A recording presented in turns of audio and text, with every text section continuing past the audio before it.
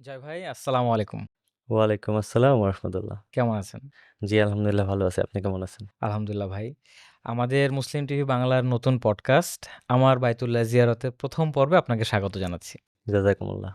ভাই, আপনার এবং আমার একটা ইউনিক অভিজ্ঞতা। আমার ১ম ওমরা ছিল। আপনার ১২ বা ১৩ নম্বর ওমরা ১৩ হবে। তম। ১৩তম ওমরা হবে। ওকে। তো আমরা একসাথে ওমরা করার সৌভাগ্য পাই ২ ভাই হিসেবে এবং ওমরা করার আগের দিন তায়েফে যাওয়ার একটা সুযোগ হয়। আমার জন্য তো এটা বিরল সুযোগ। আপনি নিশ্চয়ই একাধিকবার তায়েফে গিয়েছেন। হ্যাঁ, আমি একাধিকবার গিয়েছি। আজকের পর্বে আমরা আমাদের এই ওমরার অভিজ্ঞতা এবং তায়েফের অভিজ্ঞতা কিছুটা শেয়ার করব আমাদের মুসলিম টিভি বাংলার দর্শকদের উদ্দেশ্যে। হ্যাঁ, অবশ্যই ভালো হবে। আপনার মনে আছে আম অগাস্ট ছিল। অগাস্ট ২০২৪। বাংলাদেশে তখন জুলাই রেভলিউশন এবং আমি ওই মুহূর্তে ইউকেতে অবস্থান করছি। আপনি জেদ্দাতে। জেদ্দাতে। গেটউইক এয়ারপোর্ট থেকে ফ্লাই করলাম এবং জেদ্দাতে পৌঁছালাম কত? ১২:৩০ ১টা ১টা এরকম নাগাদ। হবে, ১টা নাগাদ। জেদ্দা এয়ারপোর্ট অনেক সুন্দর, অনেক অনেক বড় এয়ারপোর্ট। ল্যান্ড করার পরেই দেখলাম যে এয়ারপোর্টের ভেতরে মেট্রো। হ্যাঁ, ওইটা মেট্রো সিস্টেমই। মানে অদ্ভুত। অদ্ভুত প্লেন যেখানে ল্যান্ড করে, জি। ওইখান থেকে আপনার ইমিগ্রেশনটা হচ্ছে মিনিমাম ১ কিলোমিটার। ওকে। ওইখান থেকে তারপর আপনার উপরে আসতে হয়, হুম, তারপর বের হইতে হয়। ওকে। তো জেদ্দা এয়ারপোর্ট কিন্তু রিলেটিভলি অনেক সুন্দর, সাজানো এবং ডিরেকশনগুলো ভালো দেয়া। আরবি লেখা, ইংরেজি লেখা। তারপরও আমার একটা অসুবিধা হচ্ছিল। আপনার সাথে যখন ফোনে যোগাযোগ হচ্ছিল, তখন আমি বুঝতে পারছিলাম না যে অ্যাকচুয়ালি আমার কোন এক্সিটটা নিতে হবে। ওইখানে আসলে গেটগুলা B2, জি। A1, A2, AC এরকম টাইপের। আসলে সবগুলোই একই রকম। এবং আমি দেখলাম যে আম ওখানে ট্যাক্সির জন্য বোধহয় ডিফারেন্ট একটা গ্রাউন্ড ফ্লোর। হ্যাঁ, গ্রাউন্ড ফ্লোরে শুধু ট্যাক্সির জন্য। ট্যাক্সির জন্য ওইটা। ওইটা ওকে। শুধু ওইটা ট্যাক্সির সিস্টেমটা হচ্ছে আপনার যারা রিয়াদে যাবে, জি। দাম্মাম যাবে, তায়েব যাবে বা মদিনা যাবে, দূরপাল্লায় লং ড্রাইভ করবে তাদের জন্য আরকি। কমিউনিকেশন এখানে অনেক বড় একটা ব্যারিয়ার। তবে ২ টা বিষয় খুব অদ্ভুত ছিল। এক, সব জায়গায় আমি দেখলাম যে বাংলাদেশী মানুষ। হ্যাঁ, বাংলাদেশী তো এভেইলেবল। এই ব্যাপারটা না মানে কখনোই ওইভাবে আগে থেকে ধারণা ছিল না। মনে হচ্ছে সিংহভাগই বাঙালি। হ্যাঁ, অবশ্যই বাংলাদেশি। কারণ সৌদি আরবে আপনার ৩০ লাখ অলমোস্ট বাংলাদেশি প্রবাসী কাজ করে। আচ্ছা। তো ক্লিনার থেকে শুরু করে তারপর টি-বয়, অফিস স্টাফ, ট্যাক্সি ড্রাইভার অসংখ্য পেশায় বাংলাদেশীরা ওইখানে নিয়োজিত। এটা এখন মানে আমাদের জন্য অনেক হেল্পফুল। হ্যাঁ, কারণ আপনার সাথে আমার কমিউনিকেশন হচ্ছে WhatsApp এ হোয়াটসঅ্যাপে। এবং আমি যখন আ গেটউইক থেকে ফ্লাই করব, তার আগেই আপনি আমাকে বলেছিলেন যে আইদার আমাকে সিম কিনতে হবে অথবা আমার সিমটা রোমিং করে নিতে হবে। রোমিং করে নিতে হবে। হ্যাঁ, সো যারাই ওমরার জন্য যেতে চায়, বাংলাদেশের যতগুলো টেলিকমিউনিকেশন সার্ভিস আছে, সবার অ্যাপেই রোমিং এর একটা সিস্টেম হ্যাঁ, থাকে রোমিং এর সিস্টেম আছে। এবং বেশ এক্সপেনসিভ না কিন্তু। আমি না, দেখলাম ৳১,০০০-১,৫০০ ভেতরে ১৩০০ সামথিং হ্যাঁ, এরকম হ্যাঁ, হ্যাঁ। লাগে। এটা একটা ভালো জিনিস। রাতে আপনার সাথে দেখা হলো। ১ম এ কোন ব্যাপারটা আমাকে অনেক বেশি আবেগতাড়িত করেছে বলেন? আপনার সাথে আমি শেয়ার করেছিলাম। মনে আছে? হুম, না স্মরণ করতে পারতেছি না। জেদ্দার গরম। গরম আচ্ছা, হ্যাঁ, এয়ারপোর্ট এবং আ প্লেন সবকিছুতে এয়ার কন্ডিশন। বোঝাই যাচ্ছে না। যখনই গেট থেকে বের হলাম, অনেক গরম। এখন যারাই আমরা বাংলাদেশ থেকে যাচ্ছি উমরার উদ্দেশ্যে, এখানে এই যে গরম ঠান্ডার যে একটা তারতম্যের বিষয় থাকে, এটার জন্য একটা প্রিপারেশন দরকার। অবশ্যই। কিরকম প্রিপারেশন নিলে ভালো হয় আপনার কি মনে হয়? মেডিসিন তো কিছু নিতে হবে। আচ্ছা, যেমন গ্যাস্ট্রিকের ওষুধ, আচ্ছা। পেইন কিলার নিলে ভালো হয় বডি পেইনের জন্য। আর হচ্ছে স্যালাইন। স্যালাইনটা গরমের জন্য অনেক উপকারী। এটা ঠিক বলেছেন। কারণ গরমের সবচেয়ে বড় অসুবিধা হচ্ছে ডিহাইড্রেশন। আর স্যালাইন যদি কেউ ক্যারি করে তাহলে ডিহাইড্রেশনের একটা অসুবিধা থেকে সে বাঁচতে পারে। জয় ভাই, জেদ্দায় প্রায় রাত ১টা বাজে। এই সময় আমরা রওনা করলাম মক্কায়। মক্কার উদ্দেশ্যে। জেদ্দা থেকে মক্কার দূরত্ব কত? জেদ্দা থেকে মক্কা ৮০-১০০ কিলোমিটার। আপনি তো জেদ্দায় আছেন বেশ অনেক বছর হলো। হুম। তো রেগুলার কি মক্কায় যাওয়ার সুযোগ হয়? এভরি আদার মান্থ বা মাঝে, মাঝেই? প্রত্যেক মাসে একবার সুযোগ হয়। মাশাআল্লাহ। এটা হচ্ছে নিজের ইচ্ছার উপরে। এটা কিন্তু একটা অদ্ভুত আহ, সুযোগ। তা আমি দেখলাম যে 1 ঘন্টার মতো কম সময়ে, লেস দ্যান 1 আওয়ার, আমরা জেদ্দা থেকে মক্কায় পৌঁছে গেছি। 45 মিনিটস 50 মিনিটস এমন লাগে, মাশাল্লাহ। কারণ ওইখানে রোড তো আপনার দেখতে হবে, ট্রাফিক সিগন্যাল নাই, এক সোজা রোড। তারপর হচ্ছে রোড স্পিড হচ্ছে 120, 120 পার আওয়ার। খুবই চমৎকার লাগছিল, মানে রাতের রাতের জেদ্দা খুবই চমৎকার এবং খুবই অনেক চমৎকার। সুন্দর সুন্দর স্ট্রাকচার। হুম, আমরা তো প্রথমে চেক পয়েন্ট পার হলাম, ঠিক। ওইটার পরেই হচ্ছে রেলগেট, কোরআনের রেলগেট। ওইখান থেকেই আপনার মক্কা শুরু। এবং কিছু দূর যাওয়ার পর থেকেই ক্লক টাওয়ার দেখা যাচ্ছে। হ্যাঁ, আমি আপনাকে দেখাইছিলাম, ক্লক টাওয়ার যে এত বড়, অনেক বড়। মানে এত দূর থেকে দেখা যাচ্ছে। যখনই ক্লক টাওয়ার দেখা গেছে আমি ভাবলাম যে আরে এত তাড়াতাড়ি মক্কা পৌঁছে গেছি, দেখলাম যে তাও অনেক সময় লাগলো। তারপরও 10 কিলোমিটার। হ্যাঁ। 2:30 বাজে আমরা খোদাই পার্কিংয়ে গেলাম, ওকে, ঠিক। ওইখানে গাড়ি পার্ক করে ওইখান থেকে একটা ট্যাক্সি নিয়ে আসলাম মেস পার্লারে। আমার কাছে খুব অদ্ভুত লাগলো যে আপনি আপনার প্রিয় একটা গাড়ি এরকম একটা খোলা ময়দানে অন্যান্য গাড়ির সাথে রেখে মানে নিশ্চিন্তে চলে যাচ্ছেন। মানে এটাই কি নিয়ম? সবাই কি এমনই করে? হ্যাঁ, সবাই এরকম করে, কারণ ওইখানে যেই সিকিউরিটি সিস্টেম অনেক হাই। আপনি ওইখানে গাড়ি সেফলি রাখতে পারবেন, আপনার গাড়ি কেউ ধরবেও না। আচ্ছা। মেস পার্লার, এই জায়গাটা যদি একটু বলেন যে এটা মক্কার আহ, কাবার ঠিক কোন দিকে? এটা হচ্ছে মক্কার এই যে যে ক্লক টাওয়ারটা আছে ওইটার একদম পিছনে অবস্থিত। আচ্ছা। এবং আমাদের অভিজ্ঞতা ছিল যে মেস পার্লারের ওখানে প্রচুর বাঙালি হোটেল, ঢাকা হোটেল, তারপর যে সকল হোটেলে আমরা ছিলাম সবই বাঙালিদের হোটেল, পরিচালনাও করছে বাঙালিরা, কথাই বলছে বাঙালিরা। তো এই ব্যাপারটা আমার কাছে অদ্ভুত লাগলো। সৌদি আরবে এক এক কান্ট্রির লোক এক এক ধরনের ব্যবসা নিয়ে ব্যস্ত। আচ্ছা। যেমন পাকিস্তানি যারা আছে, জি পাকিস্তানি যেই একটা রুটি, যেটাকে বলে নান রুটি বলেন, জি জি জি। অর্থাৎ ভালো নান রুটি হচ্ছে পাকিস্তানিদের দোকানে পাওয়া যাবে। পাকিস্তানের ওই ওই বিজনেসটা ধরে রাখছে। আর আফগানিস্তানের যারা আছে ওরা হচ্ছে যেটাকে বলে খ্যাপসা আচ্ছা। বা বিরিয়ানি টাইপের। বিরিয়ানি আবার ইন্ডিয়ান পাকিস্তানিরা ধরে রাখছে।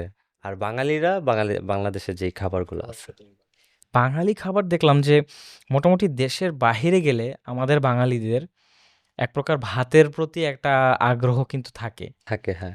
এবং আম, সৌদি আরবের মতো জায়গা বলি বা অন্য যে কোনো জায়গায় গেলে সব জায়গায় কিন্তু বাংলাদেশের রান্না, আমরা যেরকম স্পাইস পছন্দ করি, আমরা যেরকম ভাতের সাথে খাবার খেতে পছন্দ করি, সব জায়গায় এরকম পাওয়া যায় না। না, সৌদি আরবে সম্পূর্ণ ভিন্ন। খাবারের স্বাদ মনে হচ্ছে একদম বাসায় রান্না করলে যেরকম সুস্বাদু খাবার। গরুর মাংস, ভাত। আমরা কি খেয়েছিলাম রাতে বলেন তো? আমরা মনে হয় গরু মাংস নিছিলাম, ঠিক। মুরগি, ভর্তা ছিল মনে হয়, আর ডাল। ভর্তা ছিল, ডাল ছিল, আপনি ভাত খেয়েছিলেন, আমি রুটি আর আর খেয়েছিলাম। ভাজি, ভাজি, হ্যাঁ। আমি ভাজি ভাত ছিল। খাইছিলাম, আপনি রুটি খাইছিলেন। হ্যাঁ। খাবারের খরচটা কেমন? খুবই অ্যাফোর্ডেবল। আপনি অল্প খরচে ওখানে পেট ভরে খাইতে পারবেন। এটা আমার কাছে খুব অবাক লাগলো। মানে কত আমাদের সব মিলিয়ে ১০ বা ১৫ রিয়াল ছিল একজন যদি ওইখানে একবেলার খাবার খায় তাহলে 10-15 রিয়াল এমনই লাগবে। এবং পেট ভরে খাওয়া পেট যাবে। ভরে খাইতে পারবে। কারণ ওইখানে ভাতের দাম নেওয়া হয় না তো। চমৎকার! কারণ ভাত আনলিমিটেড। ঠিক। আপনি আ মুরগির রোস্ট বা গরুর মাংস, গরুর জি। মাংস নিলেন বা ভর্তা নিলেন, আপনার প্রাইসটা ওইটা কাউন্ট করবে, ভাতের কাউন্ট করবে ভাতের না। প্রাইস কাউন্ট করবে ওইটার না। সাথেই একটা ভাত ফ্রি আসতেছে। ঠিক, বিষয়টা হচ্ছে এরকম। ঠিক, ঠিক। এবং আমরা ভরপেট খেয়ে কিন্তু আ একটা হোটেলে চলে গেলাম। আম হোটেলের রুমে গিয়ে দেখলাম যে ৪ টা বেড, ৪ টা বেড, ঠিক। এবং আমাদের তখন দরকার ছিল মাত্র ২ টা বেড। ২ টা বেড। কারণ আমাদের সাথে সফরসঙ্গী আরও যারা ছিলেন তারা তখনও ল্যান্ড করেন নাই। তারা পরের দিন ল্যান্ড করবেন। কিন্তু ওখানকার নিয়ম হচ্ছে ৪ টা বেড, একটা রুম, ৫০ রিয়াল করে পার বেড, ২০০ রিয়াল আপনাকে দিতে হবে। ২০০ রিয়াল দিতে হবে, হ্যাঁ। মদিনার সাথে যদি একটু তুলনা করি, মদিনাতে খরচটা প্রায় অর্ধেক। মদিনাতে মক্কাতে যেটা ১০০ রিয়াল, মদিনাতে সেটা ৫০ রিয়াল। শুধু এটা থাকার ব্যাপারে না, খাওয়ার ব্যাপারেও। খাবার ক্ষেত্রেও দেখলাম যে মদিনার হোটেলের দাম কম। ৯ থেকে ১০ রিয়ালের ভেতরে আমাদের খাবার হয়ে যাচ্ছে পার হেড। সবাই একসাথে খেলে কিন্তু না, ওইখানে বিষয়টা হচ্ছে কি, মদিনার বিষয়টা হচ্ছে কি, যে সমস্ত হোটেলে আপনি বেশিরভাগ দিবেন বাংলাদেশী। ঠিক। বাংলাদেশীরা করে কি, যারা সৌদি থাকে জি। ওদের কাছ থেকে কি বলে কন্ট্রাক্টে নিয়ে নেয় নির্দিষ্ট একটা সময়ের জন্য হোটেল, ওরা বিজনেস করে ওখানে। আচ্ছা। মান্থলি নিয়ে নেয় সৌদির কাছ থেকে। তো সৌদির একটা অ্যামাউন্ট দেয়া দেয়, বাকি অ্যামাউন্ট নিজেদের থাকে। কারণ ওদের হিসাবটা হচ্ছে পার রুম না, পুরো একটা বিল্ডিং হিসাব করে ওরা। ও আচ্ছা, আর বাংলাদেশ হিসেবে ওরা একটু ডিসকাউন্ট দেয়। বুঝতে পেরেছি। আমরা তো রাতে একটা রুম নিয়ে নিলাম। রাতে ডিনার করে ফেললাম। বিশ্রাম নিলাম। পরবর্তী দিন তায়েফ ভ্রমণে বের হব। মক্কা থেকে তায়েফের অবস্থানটা ঠিক কেমন? কত দূরত্ব? তায়েফের যেই ডিসটেন্স মক্কা থেকে 120 প্লাস এমন।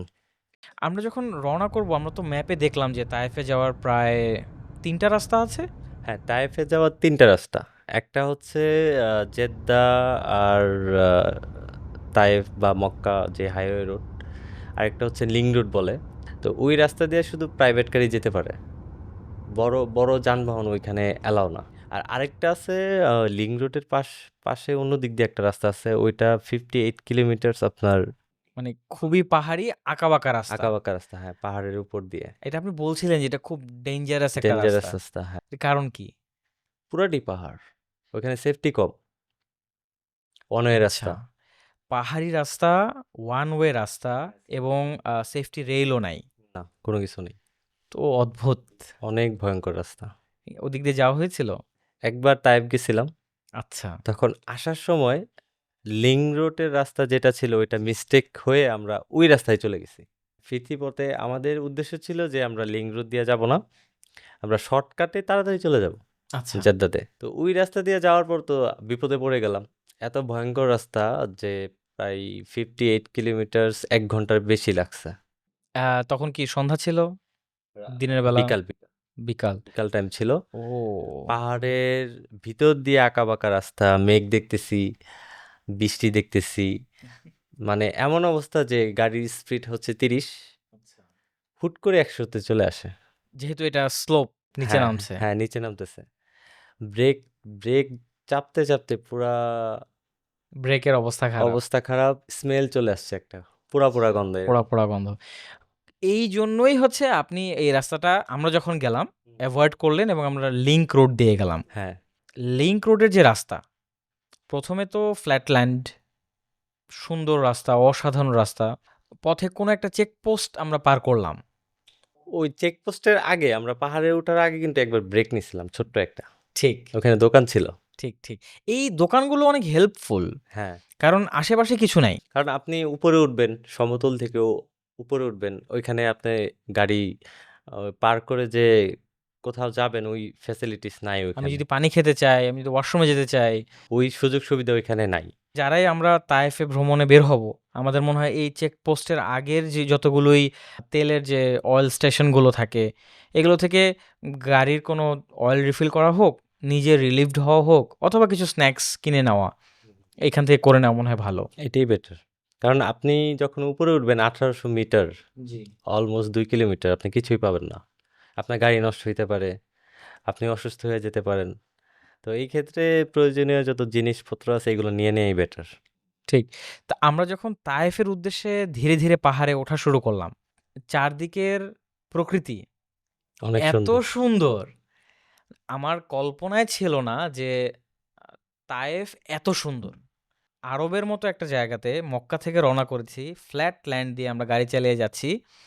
এত উঁচুতে চলে যাচ্ছি, এত চমৎকার চারিদিকে যে ল্যান্ডস্কেপ অসাধারণ।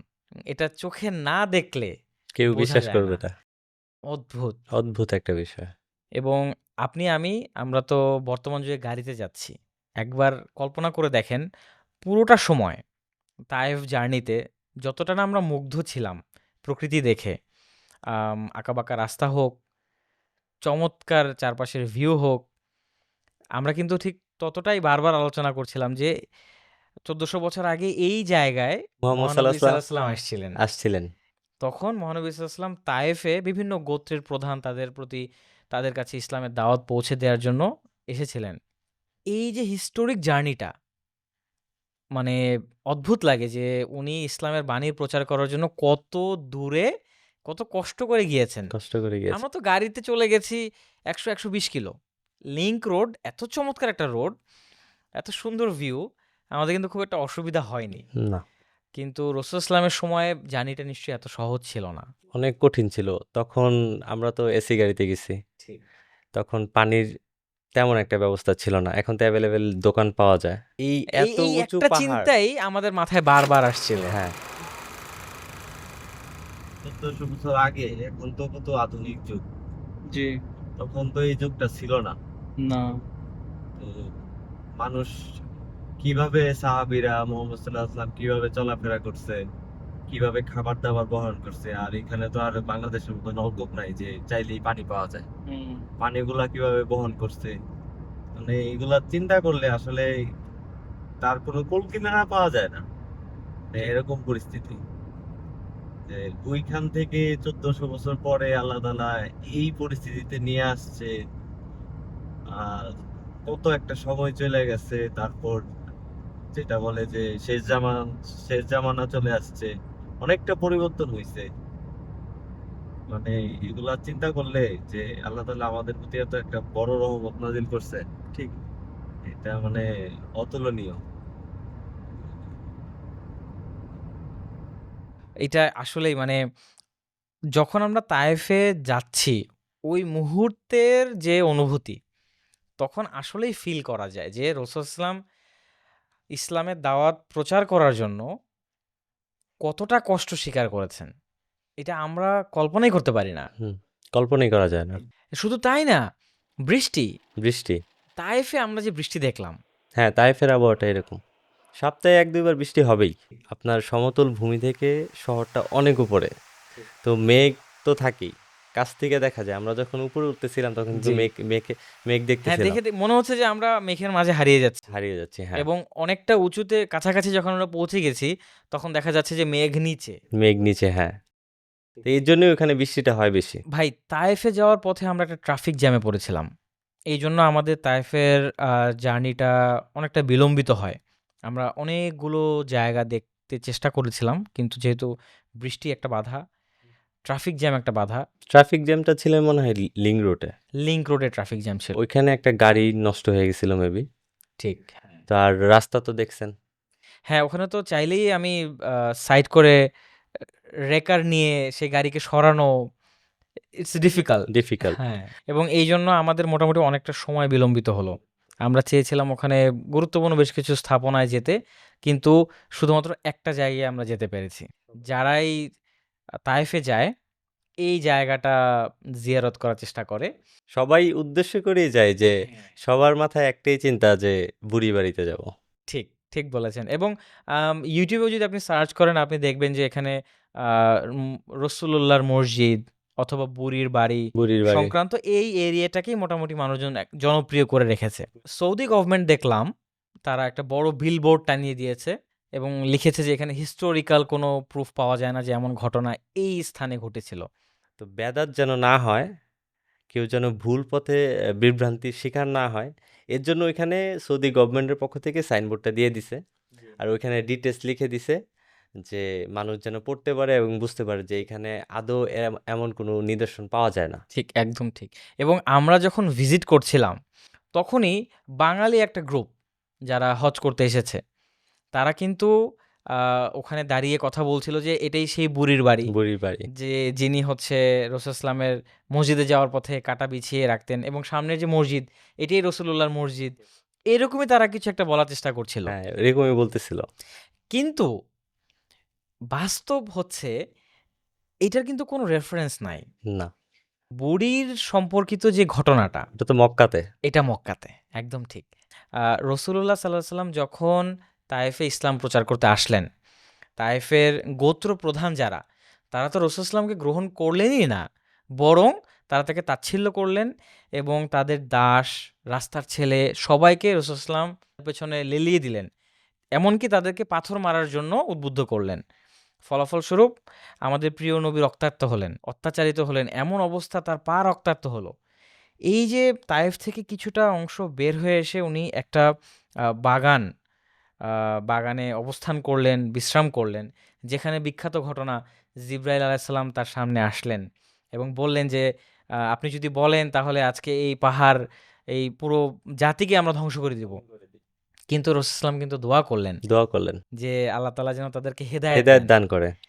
আমি আর আপনি কিন্তু রাসূল সাল্লাল্লাহু সেই দোয়ার পূর্ণতা দেখে আসলাম। পূর্ণতা দেখে আসলাম। এখন কিন্তু তায়েফে সব মুসলমান। সব মুসলমান এবং মসজিদ চারিদিকে। চারিদিকে মসজিদ। সবাই রাসূল সাল্লাল্লাহুকে মানে এক নামে বিশ্বাস করে, লা ইলাহা ইল্লাল্লাহু মুহাম্মাদুর রাসূলুল্লাহ বলে এবং আমার তো মনে হয় না তায়েফে কোনো পৌত্তলিক আছে।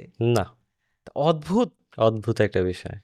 কিন্তু কোনোভাবেই এই ঘটনা, এই মসজিদ কিন্তু বরির ঘটনার সাথে সম্পর্কিত না। তো আমাদের যেই ভাইয়েরা পরবর্তীতে উমরায় যাওয়ার উদ্দেশ্যে মক্কায় যাবেন, মদিনায় যাবেন, তায়েফে যাবেন, তারা কিন্তু এরকম অনেক ঘটনা দেখে যাবেন। সোশ্যাল মিডিয়াতে হোক, মানুষের মুখে কথা শুনে হোক, কিন্তু সবকিছুর সত্যতা যাচাই করে নেয়া দরকার। হ্যাঁ, অবশ্যই। না হলে বাংলাদেশ থেকে নতুন কোনো মানুষ যখন যাবে, তখন তো সে এটাই বিশ্বাস করবে যে এটা বুড়ির বাড়ি। ঠিক, তো এটা এক প্রকার বেদাত হয়ে গেল। ঠিক। তার মাথায় একটা ভুল চিন্তা চলে আসলো যে আমি বুড়ির বাড়ি দেখে আসছি। কিন্তু ওই ঘটনা তো সম্পূর্ণ ভিন্ন মক্কাতে। ঠিক, একদম ঠিক। তায়েফ থেকে আমরা যখন মক্কার দিকে ফিরছি তখন আমাদের উদ্দেশ্য হচ্ছে মক্কা পৌঁছেই যেহেতু রাত হয়ে যাচ্ছে, আমাদের ১ম টার্গেট ছিল ওমরাটা আমরা রাতে করব। রাতে করব, হ্যাঁ। আমার জন্য তো ১ম বার ছিল এবং আমি আপনাকে বারবার বলছিলাম যে, "ভাই আমাকে একটু গাইড করেন।" তো ১ম যারা ওমরায় যাবে কোন বিষয়গুলো খেয়াল রাখতে হবে? ১ম যারা উমরায় যাবে, ১ম হচ্ছে যে নিয়ত, উমরার নিয়ত করতে হবে। দ্বিতীয়ত এহরাম বাঁধতে হবে। যারা মক্কাতে অবস্থান করে তাদের জন্য আইসা মসজিদে গিয়ে ওইখান থেকে এহরাম বেঁধে দেন মক্কাতে আসতে হয়। এটা হচ্ছে নিয়ম। এই যে এইটাকে তো মনে হয় মিকাত বলা হয়। মিকাত বলা হয়, হ্যাঁ। এরকম এই মিকাত তো বোধহয় একাধিক আছে। মানে একাধিক আছে। মক্কাতে বিভিন্ন জায়গায়। হ্যাঁ, আমরা মেস পার্লার থেকে আয়েশা মসজিদে যাব। দেখলাম যে অনেক ট্যাক্সি আছে। যারা আয়েশা মসজিদ ডাকছে। ডাকতেছে। ১০ থেকে ১৫ 15 রিয়াল। রিয়াল জি। আয়েশা মসজিদে গিয়ে গোসল করার জায়গা আছে। ছেলেদের জন্য ভিন্ন, মেয়েদের জন্য মেয়েদের ভিন্ন। জন্য ভিন্ন। গোসল করে এহরাম বেঁধে আমরা যে কাপড় পরেছিলাম সেটা আলাদা ব্যাগে নিয়ে আয়েশা মসজিদে চলে গেলাম ২ রাকাত নফল নামাজ পড়ার জন্য। নফল নামাজ পড়লাম, হ্যাঁ। এই নফল নামাজ দিয়েই মোটামুটি আমাদের আ একটা আ ওমরার জন্য যে আলাদা একটা আবেশ, আবেশ এই আবেশটা তৈরি হয়। তৈরি হয়, হ্যাঁ। এবং আমার জন্য ব্যক্তিগতভাবে যেহেতু ১ম ওমরা ছিল, আয়েশা মসজিদে গিয়েই নফল নামাজ পড়তে মানে পড়ার সময়ই আ almost I lost control of myself. তো আপনিও তো এই তো অনেকবার ওমরা করেছেন। ১ম ওমরার অভিজ্ঞতাটা কেমন ছিল? ১ম ওমরার অভিজ্ঞতা অনেক, কি বলবো, ভাষায় প্রকাশ করার মতো না। আমি ২০১৯ এর লাস্টের দিকে সৌদি আরবে যাই। তো করোনা শুরু হওয়ার আগে আমি একবার উমরা করি। মক্কাতে গেলাম। আ কাবা শরীফে ঢুকার আগ মুহূর্তে ওখানে মসজিদে সিস্টেম আছে নামাজ পড়ার। ২ রাকাত নফল নামাজ পড়লাম। তখন আমার মাথায় একটা কথা স্মরণ হচ্ছিল যে, কাবা ঘর দেখে ১ম কেউ যদি দোয়া করে আল্লাহ তাআলা দোয়া কবুল করে। ঠিক। তো দোয়া তো অনেক থাকে একটা মানুষের জীবনে। আমি শর্টকাটে কাবা শরীফ যখন দেখলাম দোয়া করলাম যে, হে আল্লাহ আমার মনের যত নেক ইচ্ছা আছে সবগুলো তুমি কবুল করে নাও। মাশাআল্লাহ, মাশাআল্লাহ। আমার ক্ষেত্রে কি হয়েছে বলি। আ মক্কায় যাওয়ার পর থেকেই কিন্তু মনটা আনচান করছে যে কখন কাবা দেখব, কখন কাবার একটু কাছে যাব। কিন্তু আমাদের পরিবেশ পরিস্থিতি এমন ছিল যে আমরা রাতে ওমরাটা করতে চাচ্ছিলাম। মনের মধ্যে একটা অনুভূতি কাজ করছিল যে ১ম কাবা দেখে কি দোয়া করব? এটা মনে দৃঢ় বিশ্বাস আছে যে দোয়া করলে সে দোয়া কবুল হবে। কিন্তু কি দোয়া করব এইটা ঠিক করতে পারিনি। এবং এইজন্য আমি খুব কাবার কাছাকাছি যাচ্ছিলামও না যে গেলেই কাবা দেখে ফেলবো কিনা। এত দূর থেকে তো কাবা দেখা যায় না। কিন্তু আমরা যারা একদম নতুন আমাদের কাছে মনে হচ্ছিল যে আচ্ছা মনে হয় কাবা দেখা যাবে। এই সুযোগটা মানে দোয়া করার যে বিরল একটা সুযোগটা মিস করতে চাচ্ছিলাম না। তখন ১ম যখন আমরা আয়েশা মসজিদ থেকে এহরাম বেঁধে নফল নামাজ পড়ে আসলাম। এসে ধীরে ধীরে আগাচ্ছি। আ হেরেম শরীফের চত্বরের ভেতরে ঢুকেছি। আগাচ্ছি, ১ম গেটটা পার করলাম। ধীরে আগাচ্ছি। তখন একটা জিনিসই মাথায় কাজ করছে যে খলিফাতুল মসিহ আউয়াল উনি যখন প্রথম হজ করতে গিয়েছিলেন, উনি কাবা দেখে দোয়া করেছিলেন, আল্লাহ তুমি আমার অতীতের এবং ভবিষ্যতের সকল দোয়া কবুল করো। তখন আমার কাছে মনে হচ্ছিল যে এর থেকে বেস্ট আর কি দোয়া হতে পারে। কাবা দেখে আমাদের মুসলমানদের পক্ষে চোখে পানি ধরে রাখা, বিশেষ করে প্রথমবার কাবা দেখে, এটা মনে হয় অসম্ভব। অসম্ভব, এটা কেউই ধরে রাখতে পারে না, এই অনুভূতি ভাষায় প্রকাশ করা আসলেই সম্ভব না। আসলেই সম্ভব না। হ্যাঁ, এবং আমরা যখন কাছাকাছি পৌঁছে গেলাম তখন আমরা স্কেলেটর সিঁড়ি দিয়ে নিচে নামছি এবং স্পষ্টভাবে আমরা কাবা দেখতে পেলাম। তো এই হচ্ছে আমার প্রথম কাবা দেখা এবং আমাদের ওমরা শুরু। কাবা শরীফের চারিদিকে মানুষজন হচ্ছে তাওয়াফ করছেন। অফ করছে। হ্যাঁ, দেখতে পেলাম যে আপনি দেখালেন যে সবুজ একটা লাইট দেখা যাচ্ছে এবং এটা হাজরে আসওয়াদ যেই সাইডে, সেই সাইডে কাবার আরেকটা সাইড আছে, এটা ইয়েমেনি কর্নার বলে। কাবার যে আরেকটা কর্নার আছে এটাও আমার জানা ছিল না। আচ্ছা, আর ইয়েমেনি কর্নার থেকে হাজরে আসওয়াদ এই যে অংশটুকু, এই অংশটুকু আমরা যখন তাওয়াফ করে পার হই তখন রাসূল ইসলামের সুন্নত হচ্ছে একটা দোয়া করা, রাব্বানা আতিনা ফিদ ফিদ দুনিয়া দুনিয়া হাসানাতাও ওয়া ফিল ওয়াফিল আখিরাতি আখিরাতি হাসানাতাও হাসানাতাও ওয়া কিনা ওয়াকিনা আযাবান আযাবান নার। নার। এই দোয়া আমরা কিন্তু ছোটবেলা থেকে সবাই পড়ে বড় হয়েছি, কিন্তু ওই দিন ওই মুহূর্তে যতবারই এই দোয়া পড়েছি আমার মনে হচ্ছে লোম দাঁড়িয়ে যাচ্ছে। অদ্ভুত এক অনুভূতি। তো আমার উমরার অভিজ্ঞতাটা একটু আ ব্যতিক্রম। কারণ ওই সময় আমার শোল্ডারে একটা ব্যথা ছিল। তার ২ মাস আগেই একটা অ্যাক্সিডেন্টে আমার শোল্ডার ডিসলোকেট হয়ে যায়। তো খুবই আগ্রহের জায়গা ছিল যে আমি কিভাবে কাবার কাছে গিয়ে কাবার গিলাফটা ধরবো, হাজরে আসওয়াদে চুমু খাবো।